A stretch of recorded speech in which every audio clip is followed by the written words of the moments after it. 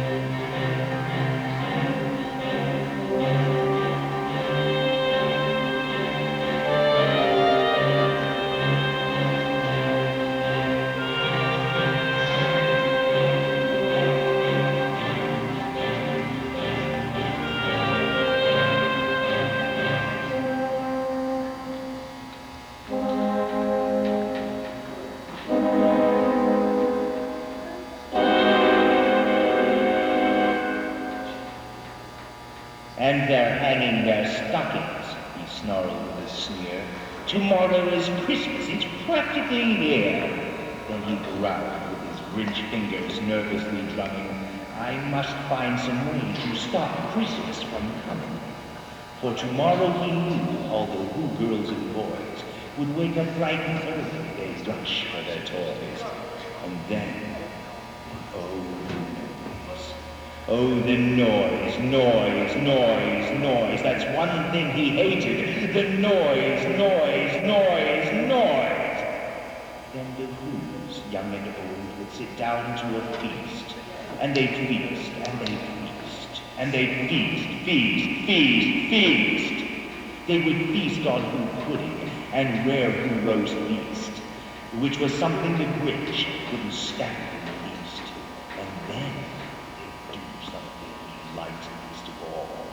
Every Who down in Whoville, the tall and the small, would stand close together with Christmas bells ringing and stand hand in hand. And the Who's would start singing.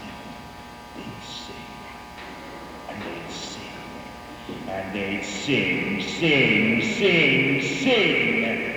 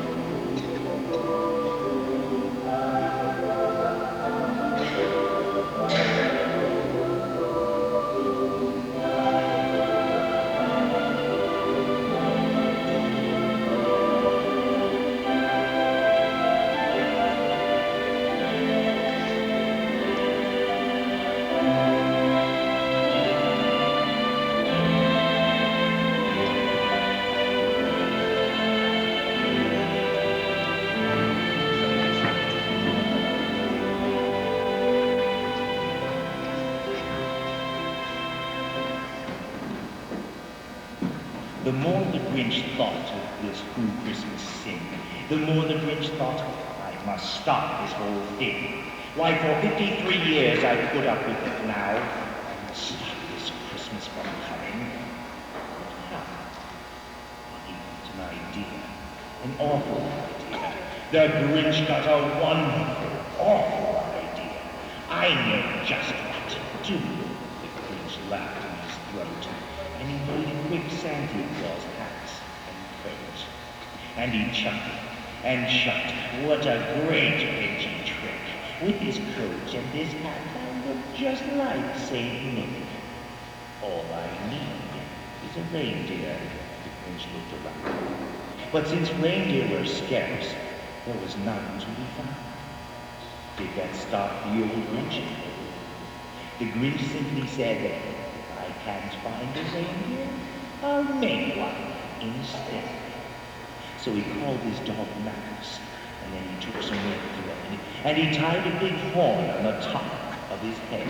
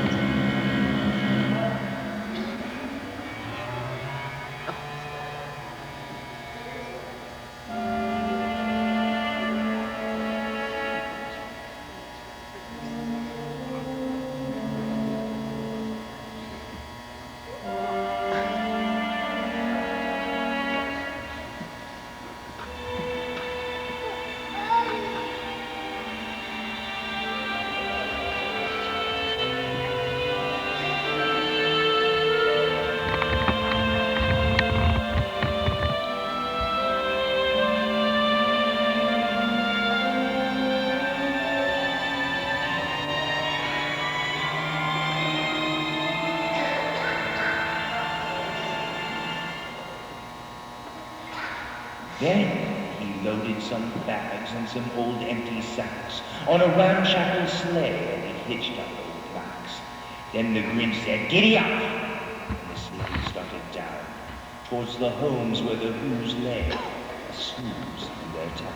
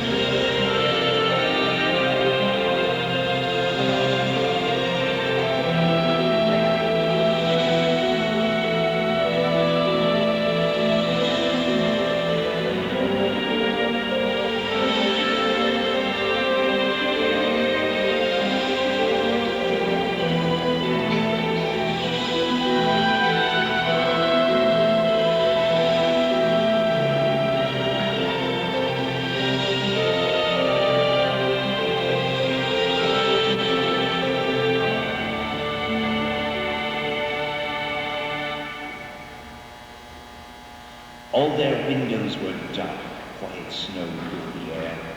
All the Whos were all dreaming sweet dreams without care. He came to the first little house on the square. This is stop number 1, the old Grinchy Claus hissed. He climbed to the roof, empty bags in his fist.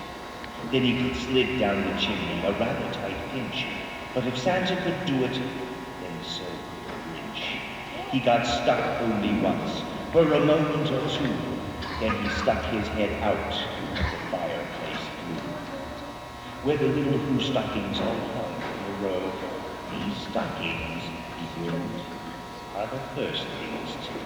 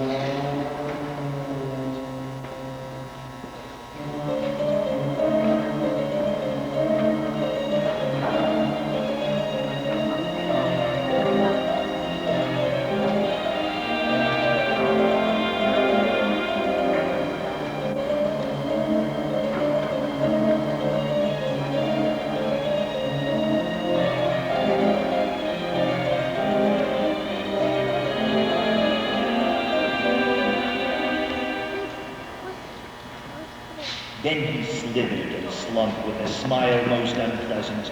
Round the whole room he took every present. Pop guns and bicycles, roller skates, drums, checkerboards, tricycles, popcorn, plums. And he stuffed them in bags, then the Grinch very nimbly stuffed all the bags one by one up the chimney. Then he slunk to the icebox. He took the Who's feast.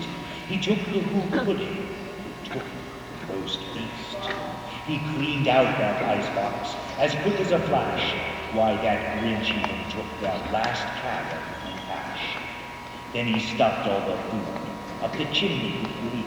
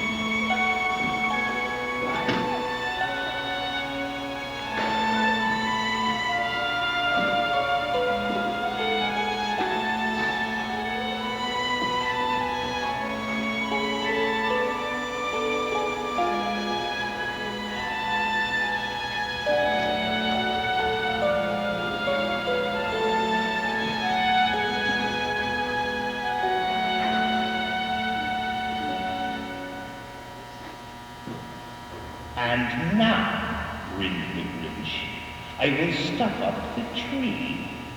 And the Grinch grabbed the tree and he started to shove.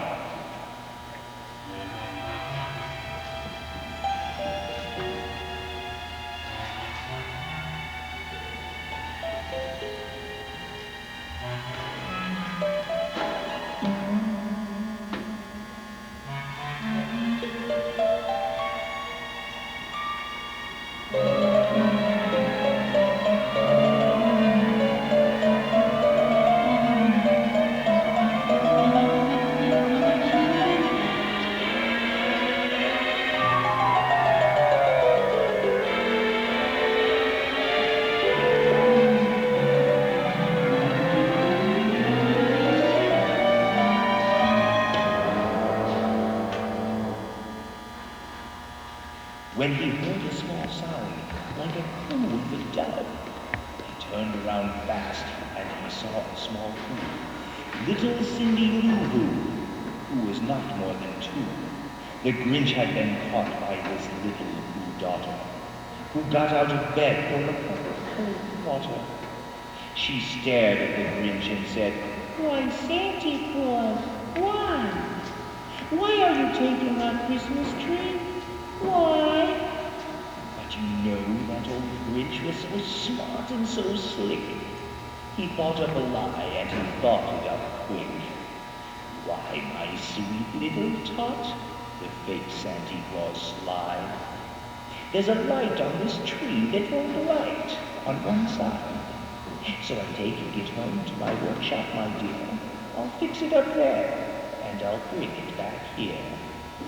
And this big fooled the child, and he patted her head. Then he got her a drink, and he sent her to bed. And when Cindy Lou Who went to bed with her cup, he went to the chimney and stuffed the tree up.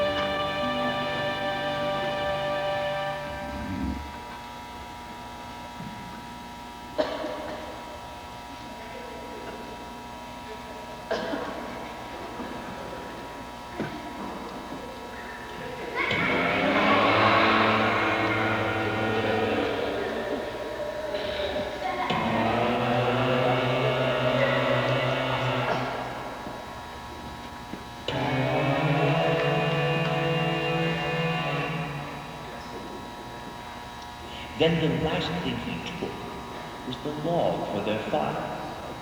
Then he went up the chimney himself, the old liar.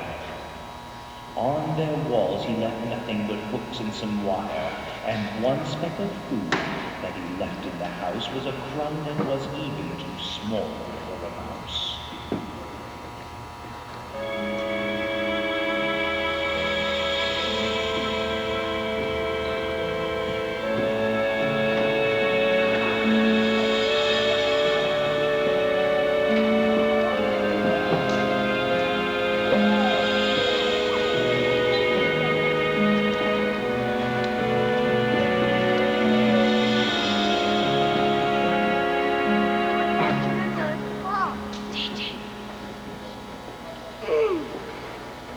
Then he did the same thing to the other Who's houses, leaving crumbs much too small for the other Who's houses.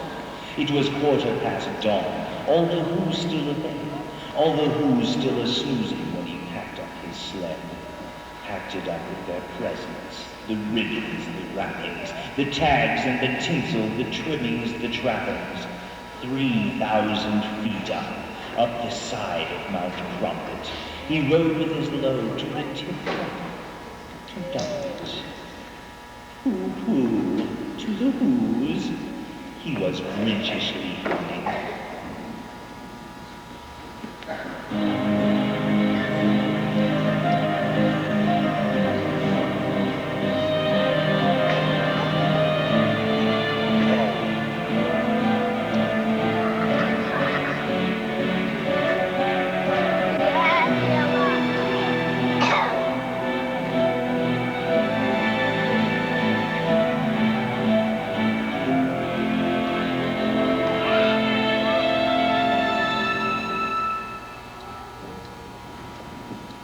They're finding out now that no Christmas is coming. They're just waking up. I know just what they'll do. Their mouths will hang open a minute or two. Then the Who's down in Whoville will all cry, Boo, boo. That's a noise, grinned the Grinch, that I simply must hear. So he paused, and the Grinch put his hand to his ear. It started in low, and it started to grow.